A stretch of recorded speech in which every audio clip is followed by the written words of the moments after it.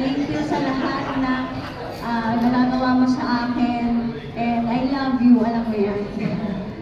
Happy birthday. Salamat sa pagsama at pagsuporta sa STV sa pagdaos ng ating ikatatlong anniversary. Happy birthday. Happy birthday! So, let's proceed to our Q&A. Para ako yun Judge number 3, Miss Lin Shi Ayan. Ayan. Question.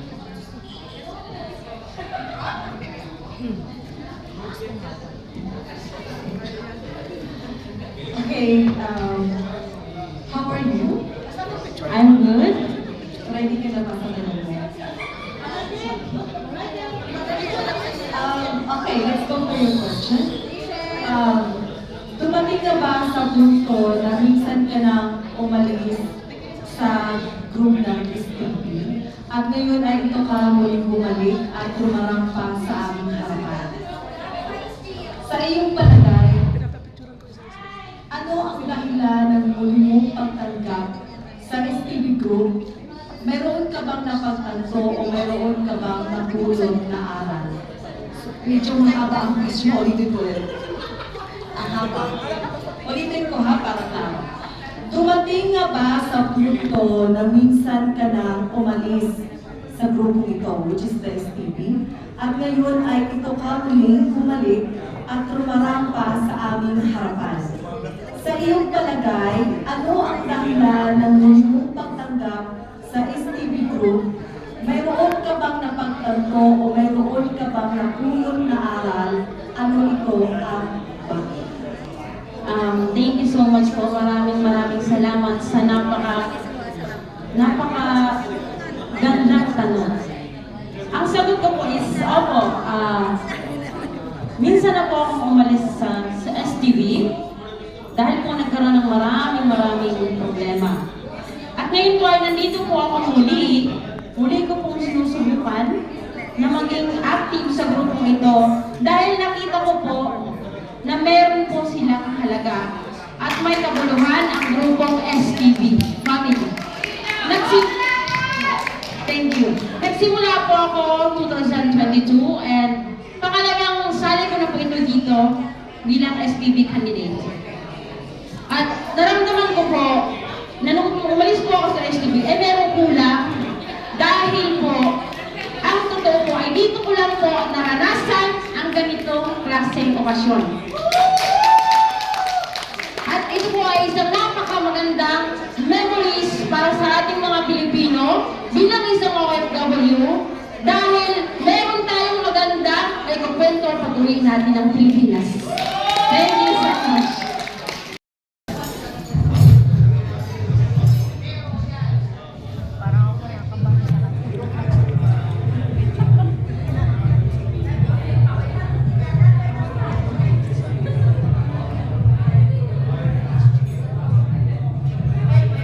Judge number 2,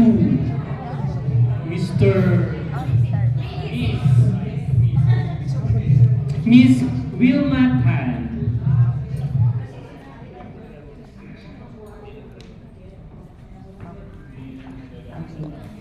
Good evening.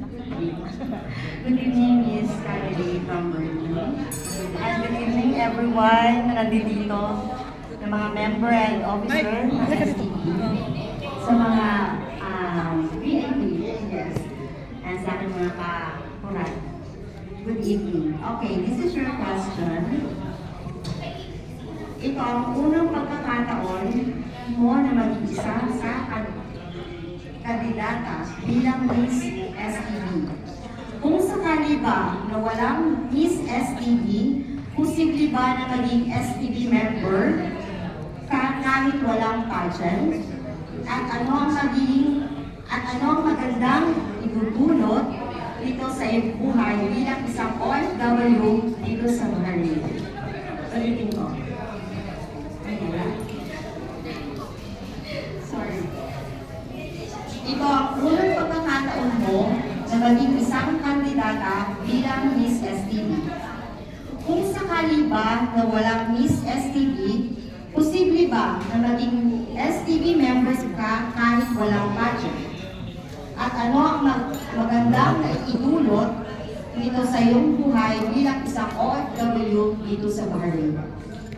Thank you for the wonderful question. That is number 2. Yes po, kasi first time ko dito sa Bahrain and first time as OFW. Malaking tulong sa akin dito na naging kasali ng STV members kasi sa trabaho natin dito is anxiety, stress, all buti na lang meron sila. Kasi nagbubulihan kami sa group, nagpapasaya sila sa akin. Hindi madaling magtrabaho as an OFWs kasi malayo ka sa sa mga pamilya mo. Kaya sila din ang naging stress reliever ko dito sa sa Bahrain. And I think Thank you. Thank you, candidate number 2. So, let's proceed.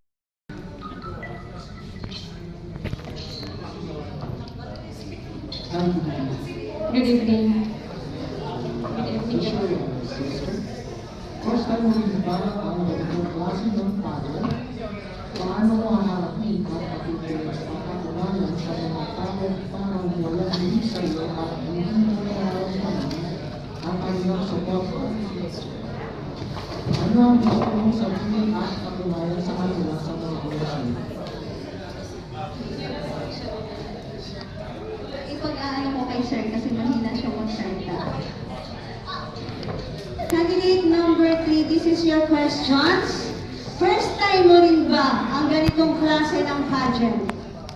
Paano mo haharapin at papatunayan sa mga taong parang walang bilib sa'yo at hindi mo nararamdaman ang kanilang suporta? Ano ang gusto mong sabihin at patunayan sa kanila sa mga oras na ito? Salamat sa magandang question. Just number 4. Yes. First time ko pong sumali dito sa STV pageant at saka second time ko rin sumali sa gathering na ito sa pagtitipon ng STV OFW here in Bahrain. Sa gabing ito, dito ko po napapatunayan at nagpabilib sa inyo kung yung mga talent na pinakita ko doon. At ngayon,